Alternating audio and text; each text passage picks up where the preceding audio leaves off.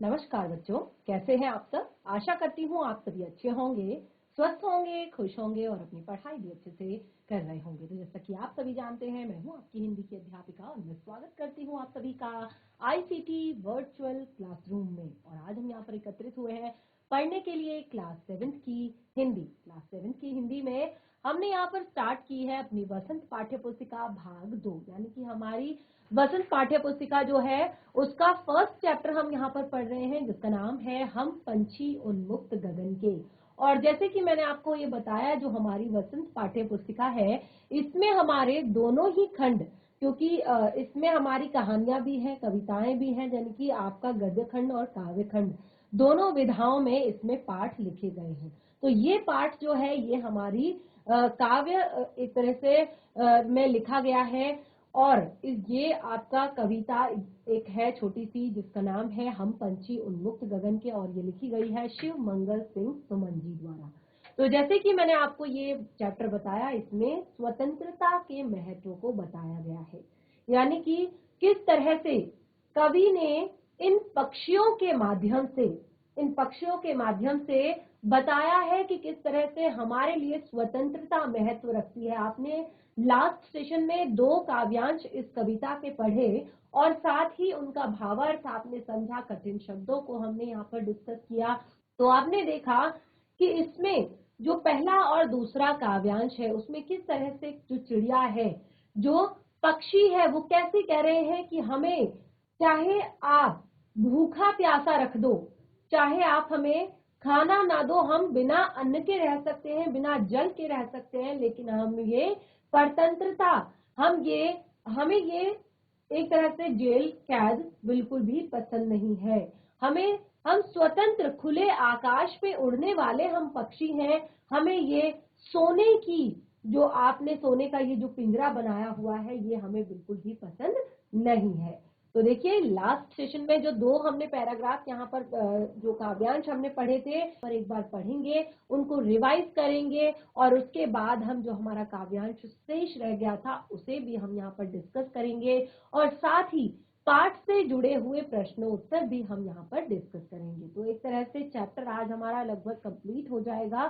तो बिल्कुल ध्यान पूर्वक पढ़ेंगे। जो लास्ट सेशन में बच्चे नहीं थे वो भी आज के इस सेशन को अगर अटेंड करेंगे तो उन्हें भी अच्छे से चैप्टर एक बार, क्योंकि मैं रिवाइज करवाऊंगी तो उन्हें चैप्टर का पता चल जाएगा और एक तरह से उनका भी चैप्टर यहाँ पर कंप्लीट हो जाएगा। तो चलिए स्टार्ट करते हैं। शिव मंगल सिंह सुमन जी द्वारा लिखी गई कविता हम पंछी उन्मुक्त गगन के। तो देखिए, मैंने यहाँ पर जो पहला काव्यांश था वो मैंने आपको क्लियर करवाया था।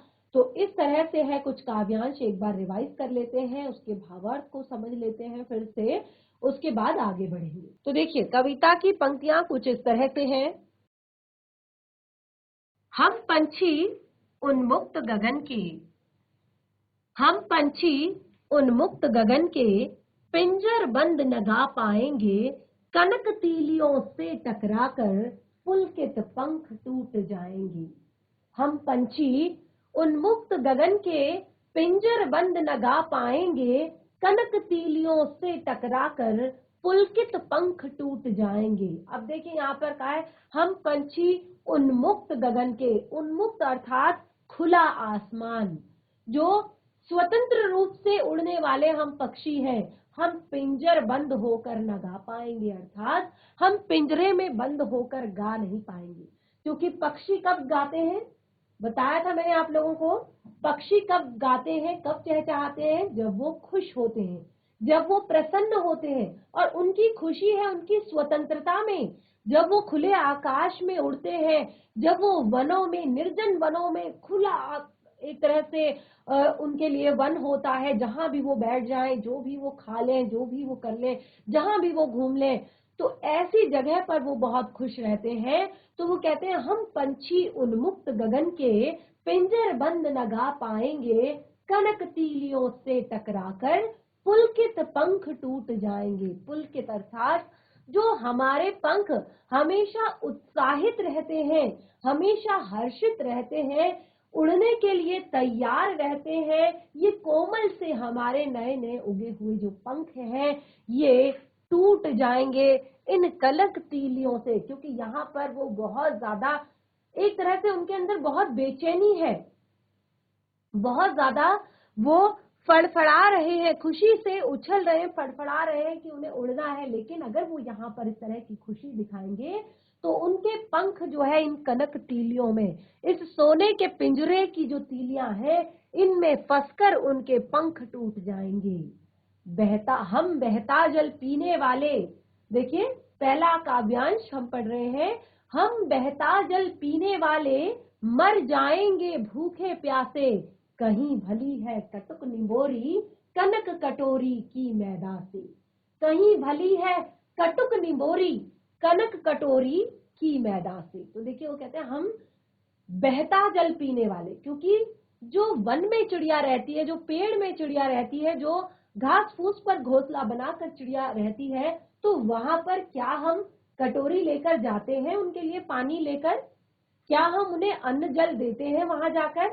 नहीं, वो अपने सारे जो इंतजाम होते हैं, सारे अपने जो जरूरतें होती हैं, अपनी नीड्स जो होती हैं, वो उनको खुद पूरा करती हैं। और ये देखिए एक भगवान का एक बहुत बड़ा तोहफा भी है कि किस तरह से हर एक प्राणी को, जो भी संसार में आया हुआ प्राणी है, उसको उसके तरह से जीने का एक तरह से तरीका सिखा दिया जाता है जब वो पैदा होता है तब से ही।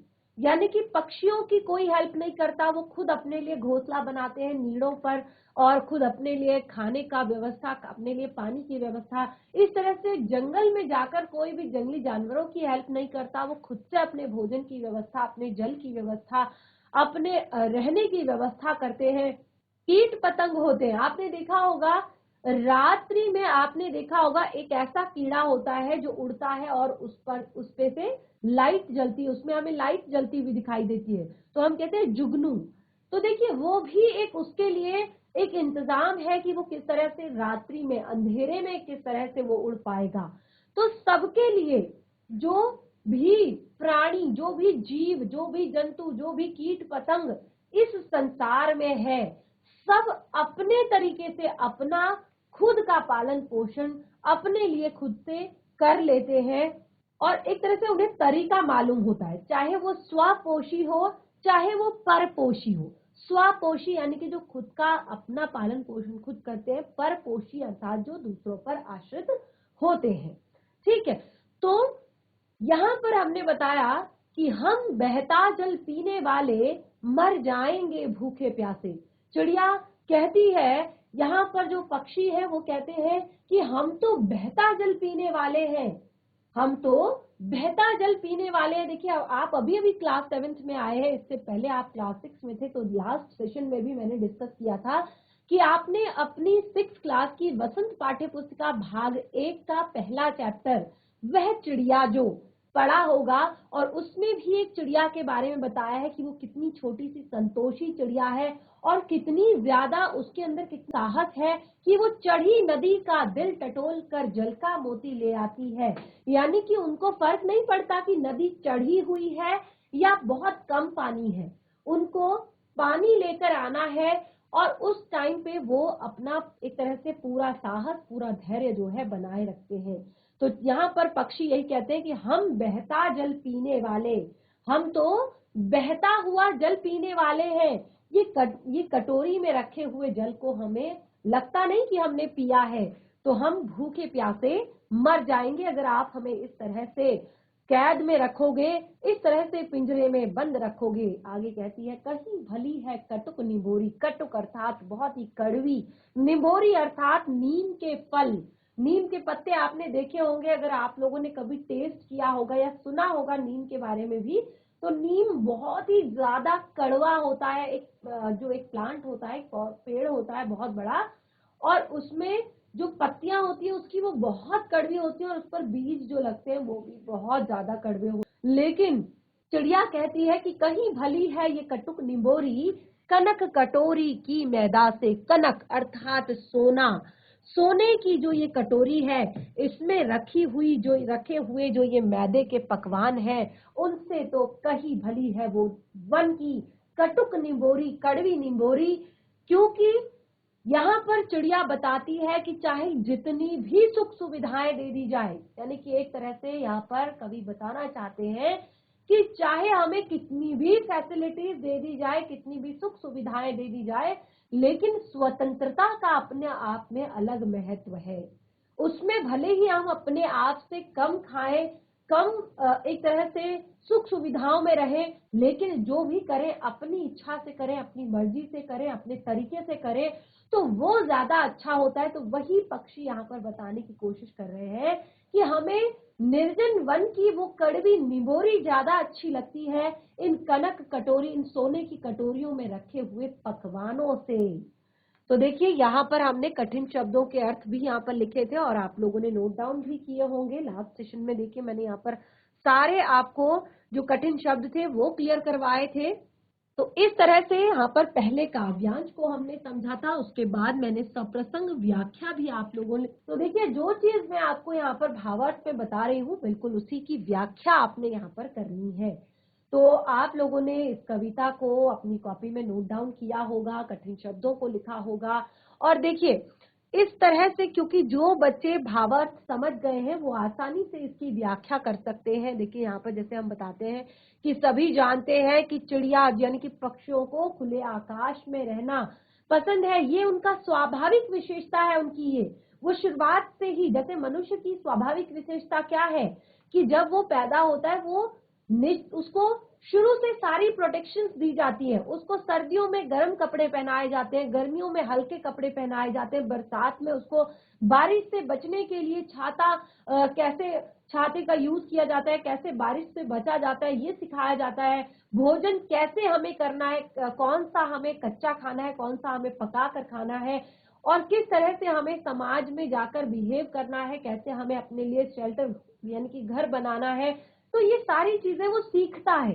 तो बिल्कुल इसी तरह से जिस तरह से मनुष्य का स्वभाव है कि वो परिवार में रहता है, अपने लिए घर बनाता है, अपने लिए सुख सुविधाएं इकट्ठा करता है, बिल्कुल उसी तरह से पक्षियों का स्वभाव है कि जब वो थोड़े से बड़े होते हैं तो वो सबसे पहले उड़ना सीखते हैं, खुले आकाश में उड़ना सीखते हैं। तो अगर उन्हें पिंजरे में बंद कर दिया जाए तो वो अपना गाना नहीं सुना पाते। क्यों नहीं सुना पाते? क्योंकि गाना तो वो तब गाते हैं जब वो खुले आकाश में घूम रहे होते हैं, जब वो खुश होते हैं, प्रसन्न होते हैं। तो इस तरह से पिंजरे में बंद करने से उनकी स्वतंत्रता छिन जाती है और वो बिल्कुल भी खुश नहीं होते, तो वो गा नहीं सकते। और वो कहते हैं कि पिंजरा चाहे सोने का क्यों ना हो, हमें इससे कोई फर्क नहीं पड़ता। यानी कि उनके अंदर बाकी चीजों का लालच नहीं है, उनको लालच है सिर्फ उनकी वो आकुल उड़ान का, वो जिसके लिए वो बहुत ज्यादा व्याकुल है, उस खुले आकाश के लिए सबसे ज्यादा उन्हें मोह उसी का है। तो वो कहते हैं कि हमें इससे फर्क नहीं पड़ता कि हम सोने के पिंजरे में हैं, क्योंकि अगर हम यहाँ पर खुशी से अगर फड़फड़ाने की कोशिश करें तो यहाँ पर भी उलझकर हमारे पंख टूट जाएंगे। हम तो नदियों का, झरनों का बहता हुआ जल पीने वाले हैं। ये यहाँ के पानी हमें बिल्कुल अच्छा नहीं लगता, हम तो भूखे प्यासे मर जाएंगे।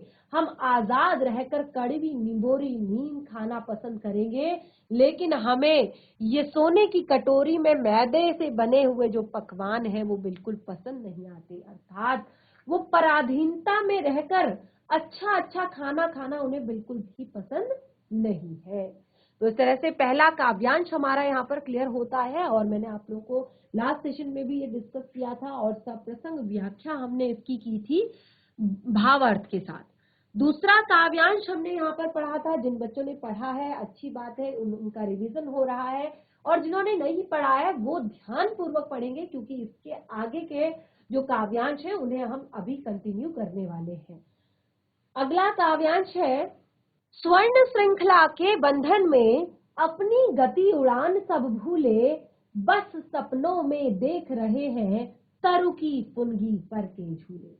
बस सपनों में देख रहे हैं तरु की पुनगी पर के झूले, ऐसे थे अरमान की उड़ते नीले नभ की सीमा पाने। ऐसे थे अरमान की उड़ते नीले नभ की सीमा पाने, लाल किरण सी चोंच खोल चुगते तारक अनार के दाने। तो इसका भी मैंने आपको जितने भी कठिन शब्द हैं आप देख सकते हैं, मैंने यहाँ पर लिखे हुए हैं। और आप लोग भी, अगर आप लोगों के पास नोटबुक है, अभी आप नोटबुक खोलकर बैठे हुए हैं, तो जितने भी ये कठिन शब्द यहाँ पर मैंने लिखवाए हैं उनको आप अंडरलाइन कीजिए और उसके साथ साथ आप इनका अर्थ भी लिखते रहिए। और आपकी पाठ्य पुस्तिका में भी काफी सारे कठिन शब्दों के अर्थ दिए हैं। जब तक आपको ये शब्द समझ नहीं आएंगे तो भावार्थ आपको अच्छे से समझ नहीं आएगा। ठीक है, तो क्या कहा है? स्वर्ण श्रृंखला के बंधन में अपनी गति उड़ान सब भूले। इस सोने की श्रृंखला के बंधन में, ये जो सोने का पिंजरा आपने लगाया है, इस स्वर्ण श्रृंखला के बंधन में हम अपनी गति, अपनी उड़ान सब भूल चुके हैं, बस सपनों में देख रहे हैं। अब केवल, क्योंकि उनका जो, उनके लिए सबसे बढ़िया चीज क्या होती है? जब वो उड़ते उड़ते थक जाते हैं तो वो किसी वृक्ष की ऊंची डाल पर जाकर बैठते हैं, और ऊंची ऊंची डालें जो होती हैं वो बहुत कोमल होती है, और जैसे ही चिड़िया उन पर बैठती है वो इस तरह से लचकने लगती है और उस पर उन्हें बहुत मजा आता है, वो झूले की तरह लगती है। तो बस सपनों में देख रहे हैं तरु की पुनगी पर के झूले। देखिए, आप देख सकते हैं कितना आनंद, कितना खुश अपने आप को चिड़िया यहाँ पर महसूस कर रही है जब वो तरु की फुनगी पर, अर्थात वृक्ष की ऊंची डाली पर, सबसे ऊंची टहनी पर बैठी हुई है। ऐसे थे अरमान की उड़ते। चिड़िया कहती है, पक्षी कहते हैं, हमारे अरमान तो ऐसे थे कि हम इतना उड़ते, इतना उड़ते, इतना ऊंचा उड़ते कि इस नीले नभ की सीमा को पा लेते, इस नीले नभ के क्षितिज को, छोर को हम पा लेते, और लाल किरण सी चोंच खोलकर चुगते तारक अनार के दाने। लाल किरण सी, जिस प्रकार जब उषा होती है, भोर होती है, तो सूर्य का रंग लाल होता है और वो अपनी लाल किरणों से आकाश में तारों को ढक देता है, यानी कि एक तरह से तारे छिप जाते हैं और सूर्योदय हो जाता है। तो उसी तरह से अपनी लाल लाल किरणों से ये तारों रूपी जो सुंदर सुंदर अनार के दाने हैं उनको हम चुग लेते प्यार से। क्योंकि चिड़िया का क्या काम है, आपने देखा होगा कि जब भी कोई फल पक जाता है, चाहे वो आम हो, चाहे वो सेब हो, चाहे कोई भी फल हो, लीची क्यों ना हो, चिड़िया क्या करती है? जाकर उसमें चोंच मार मार कर खाती है। आपने देखा होगा जब खेतों में मक्की, ज्वार, ठीक है, ये सारे जो अनाज है ये जब पक जाते हैं तब भी चिड़िया वहां पर जाकर चोंच मार मार कर उनको खाती है। तो चिड़िया कहती है, पक्षी कहते हैं, लाल किरण सी चोंच खोलकर चुगते तारक अनार के दाने। तारों के समान जो अनार के दाने हैं उन्हें हम चुग लेते। तो देखिए, इस तरह से इसके भी कठिन शब्द यहाँ पर लिखे हैं। जैसे मैंने स्वर्ण श्रृंखलाएं बताया, यानी कि सोने की कड़ियां, जो आप देख सकते हैं यहाँ पर चित्र में भी दिखाई गई है। किस तरह की सोने की कड़ियां हैं? स्वर्ण श्रृंखलाएं, सोने की जो श्रृंखलाएं हैं, सोने की जो कड़ियां हैं, उन्हें कहा गया है स्वर्ण श्रृंखलाएं। बंधन, बंधा होना, उड़ान अर्थात उड़ने की कला, अरमान, अरमान का अर्थ है इच्छा या ख्वाहिश, चुगना अर्थात एक एक दाना अपने चोंच से उठा लेना, ठीक है, तारक अर्थात तारों के समान। तो इस तरह से दूसरा काव्यांश हमारा यहाँ पर क्लियर हुआ, और इसका भी सप्रसंग व्याख्या हमने की थी। देखिए, प्रसंग जो है ये आपको इसीलिए यहाँ पर याद करना होता है। मैं आपको हर बार कहती हूँ कि पाठ के साथ उसके कवि का नाम याद करना जरूरी है। अगर आप किसी कविता को पढ़ रहे हैं तो जैसे मैंने यहाँ पर आपको बताया कि कैसे आप लिखेंगे प्रसंग, कि प्रस्तुत काव्यांश हमारी पाठ्य पुस्तिका वसंत भाग 2 के हम पंछी उन्मुक्त गगन के नामक कविता से ली गई है। इसके कवि शिवमंगल सिंह सुमन जी है, और इन पंक्तियों के माध्यम से कवि स्वतंत्रता के कष्टमय जीवन को बता रहे हैं। तो देखिए, यहाँ पर जो मैंने बताया वही आपने व्याख्या करनी है, उसी को आपने लिख देना है बिल्कुल, कि किस तरह से पक्षी सोने के पिंजरे में कैद होकर अपने उड़ने की कला भूल गए हैं, और पहले जहां वो वृक्ष की सबसे ऊंची डाली पर बैठकर झूला झूला करते थे, अब ये इच्छा उनकी मात्र एक सपना बनकर रह गई है। और उड़ते उड़ते उनकी एक अरमान था, उनकी एक ख्वाहिश थी कि उड़ते उड़ते वो आकाश के अंतिम छोर को, अंतिम सीमा को पा लेते, लेकिन वो कहते हैं कि इस गुलामी भरे इस वातावरण ने, इस गुलामी की जंजीरों ने हमें हमारे सपने से, हमारे अरमानों से हमें दूर कर दिया है। तो यहाँ पर बहुत ही सुंदर तरीके से उन्होंने बताया है कि इस तरह से हमारी कुछ खुशियां छिन गई हैं, क्योंकि हम अब तो बंदी बनकर रह गए हैं। दूसरा काव्यांश भी आपका यहाँ पर क्लियर होता है। और अब हम बढ़ते हैं अपने तीसरे काव्यांश की तरफ। तो जो हमारा तीसरा काव्यांश है, ये हमने अभी तक नहीं पढ़ा है। अभी तक हमने शुरुआत के ही दो जो काव्यांश थे हमारे, उनको पढ़ा था और उनको अब हमने रिवाइज भी कर लिया है। तीसरा काव्यांश पढ़ते हैं, तो ध्यान पूर्वक सुनने का प्रयास कीजिएगा। जो होती सीमाहीन क्षितिज से, सीमाहीन क्षितिज से इन पंखों की होड़ा होड़ी, होती सीमाहीन क्षितिज से इन पंखों की होड़ा होड़ी, या तो क्षितिज मिलन बन जाता, या तो क्षितिज मिलन बन जाता, या तंती सांसों की डोरी, या तो क्षितिज मिलन बन जाता, या तंती सांसों की डोरी, नीड़ न दो चाहे टहनी का, नीड़ न दो चाहे टहनी का, आश्रय छिन्न भिन्न कर डालो, लेकिन पंख दिए हैं तो, लेकिन पंख दिए हैं तो आकुल उड़ान में विघ्न न डालो। कितनी सुंदर पंक्तियां यहाँ पर शिव मंगल सिंह सुमन जी ने लिखी है। बहुत ही प्यारी पंक्तियां, बाय हार्ट, यानी कि दिल से सुनिए, ध्यान पूर्वक सुनिए। आपको एक पक्षी की, एक चिड़िया का दर्द महसूस होगा, एक उस जो वो कहना चाहती है, अपने अनुभव, अपने जीवन के जो वो बताना चाहती है, वो आप फील कर पाएंगे। और मुझे लगता है आगे से फिर आप कभी भी किसी को देखेंगे कि उसने चिड़िया को कैद करके रखा है, और उसने चिड़िया को चाहे शौक से रखा है, चाहे किसी रीजन से रखा है, चाहे क्योंकि आपने देखा होगा आपके आसपास बहुत सारे लोग होते हैं जिनको चिड़िया को पालने का शौक होता है, लेकिन चिड़िया की असली जगह जो होती है वो होती है खुला आकाश।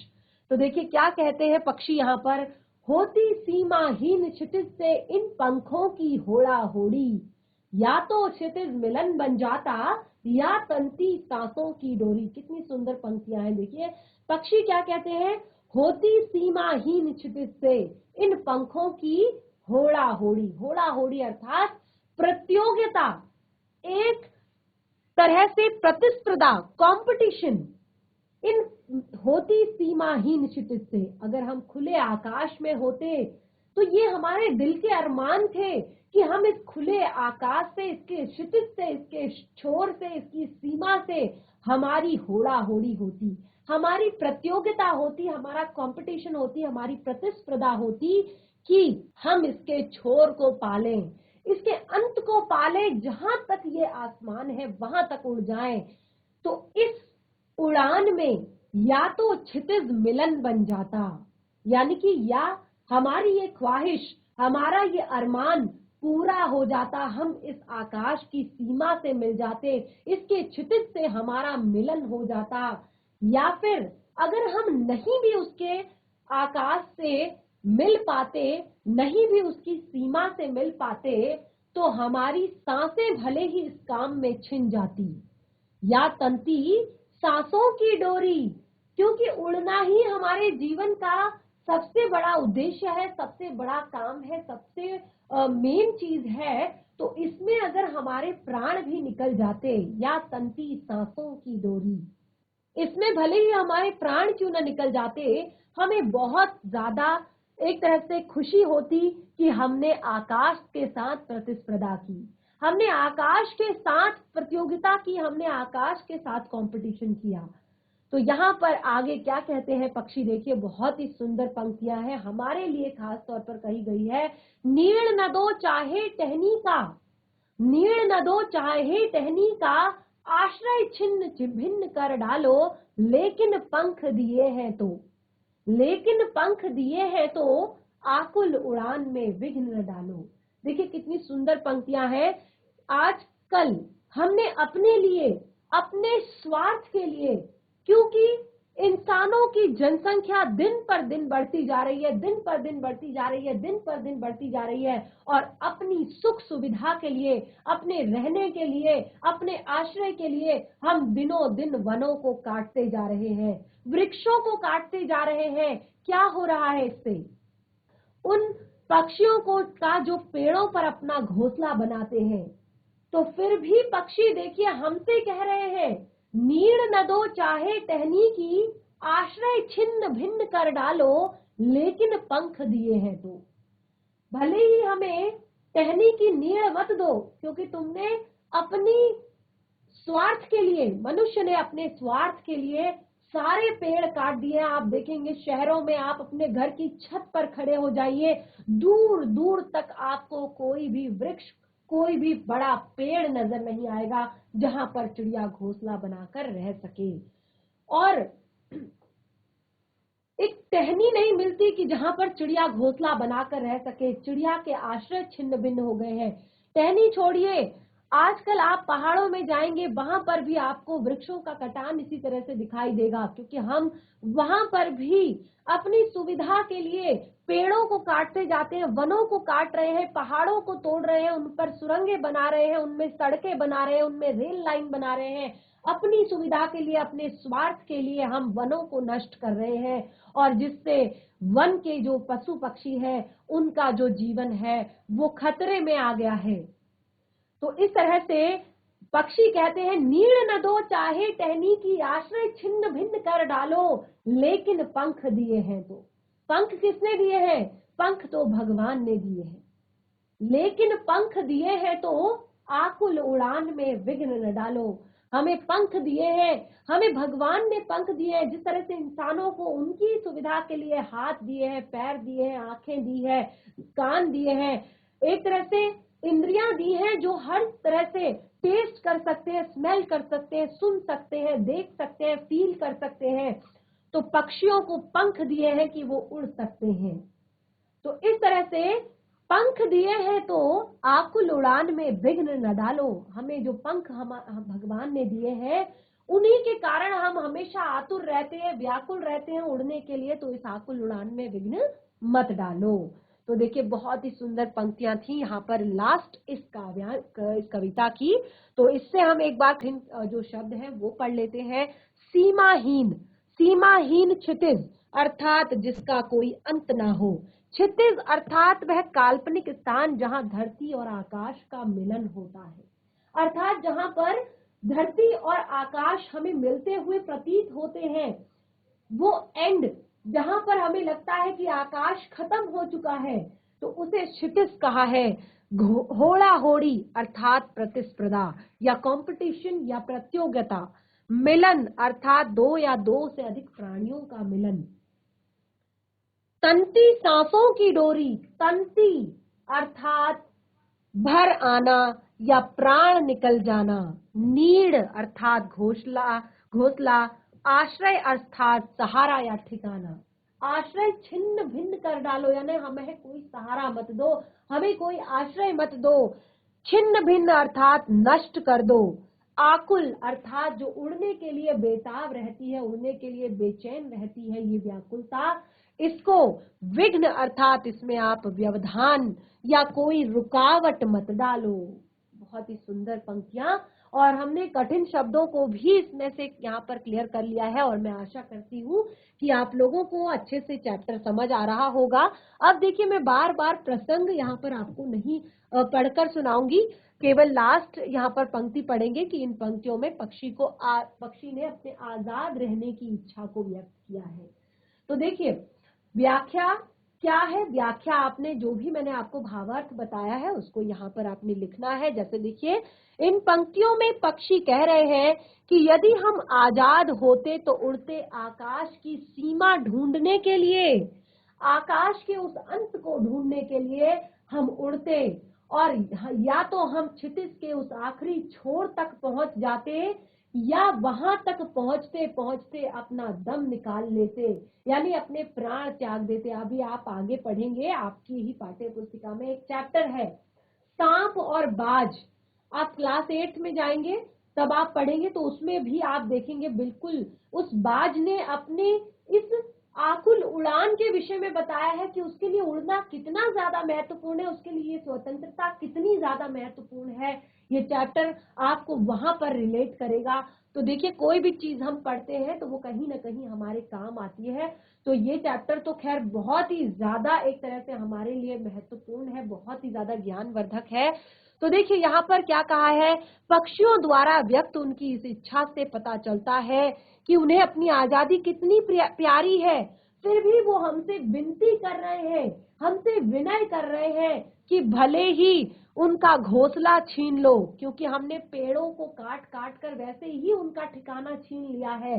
तो वो कहते हैं कि डालियों का ठिकाना हमारा नष्ट कर दो, लेकिन जो भगवान ने हमें पंख दिए हैं, हमें उड़ने का अधिकार दिया है, पिंजरे में बंद करके हमसे वो हमारा अधिकार मत छीनो। हम उड़ने के लिए व्याकुल हैं, हम उड़ने की इच्छा से हम ना मरे, हमसे हमारा वो अधिकार ना छीनो। हम उनसे उनका आजादी न छीनकर उन्हें अंतहीन आकाश में उड़ने दिया जाए, यही पक्षी चाहते हैं। तो देखिए बहुत ही सुंदर सी हमारी ये कविता थी और ये कविता हमारी यहाँ पर कंप्लीट होती है। और इस तरह से हमने इस पूरे चैप्टर को पढ़ लिया है। और पाठ को पढ़ने के बाद देखिए जब हमारा पाठ क्लियर होता है तो उसके बाद देखिए यहाँ पर प्रश्नोत्तर भी हमने इस पाठ के इसमें दिए हैं। तो देखिए पहला प्रश्न है यहाँ पर इस पाठ से, हर तरह की सुख सुविधाएं पाकर भी पक्षी पिंजरे में बंद क्यों नहीं रहना चाहते हैं? तो अब तक आपको काफी अच्छे से समझ आ गया होगा इस प्रश्न का उत्तर कि हर तरह की सुविधाएं वहां पर हैं। सोने का पिंजरा है, मैदे की बनी हुई अलग अलग तरह के पकवान हैं और बहुत अच्छे से वहां पर उन्हें सोने की कटोरी में वो पकवान पेश किए जा रहे हैं, लेकिन फिर भी वो पिंजरे में बंद क्यों नहीं रहना चाहते हैं? तो यहाँ पर मैंने आंसर भी दिए हैं, लेकिन अगर आप खुद से करेंगे तो आपको याद भी हो जाएगा। और क्योंकि आप लोगों ने भावार्थ अच्छे से समझ लिया है तो आपको याद अच्छे से हो जाएगा। देखिए क्योंकि वो आकाश में ऊंची उड़ान भरना चाहते हैं, वो नदियों का झरनों का बहता जल पीना चाहते हैं, उन्हें कड़वा नीम पसंद है अपनी इस स्वर्ण तिजोरी के ऊपर, उन्हें वृक्ष की सबसे ऊंची डाली पर बैठना पसंद है, उन्हें अनार के दाने रूपी तारों रूपी अनार के दानों को चुगना बहुत ज्यादा पसंद है। तो इस तरह से काफी सारे जो 2-3 यहाँ पर प्रश्न हैं उनको आप घर पर एक बार रिवाइज कीजिए, चैप्टर को भावार्थ अपनी कॉपी में नोट डाउन कीजिए। और कोई भी डाउट होता है पाठ से रिलेटेड, प्रश्नों से रिलेटेड, तो जरूर नेक्स्ट सेशन में क्लियर करें। इस तरह से हमारा आज का ये जो चैप्टर है और ये सेशन दोनों ही हमारे यहाँ पर समाप्त होते हैं। हम मिलेंगे अपने नेक्स्ट सेशन में, तब तक के लिए धन्यवाद। आपका दिन शुभ हो।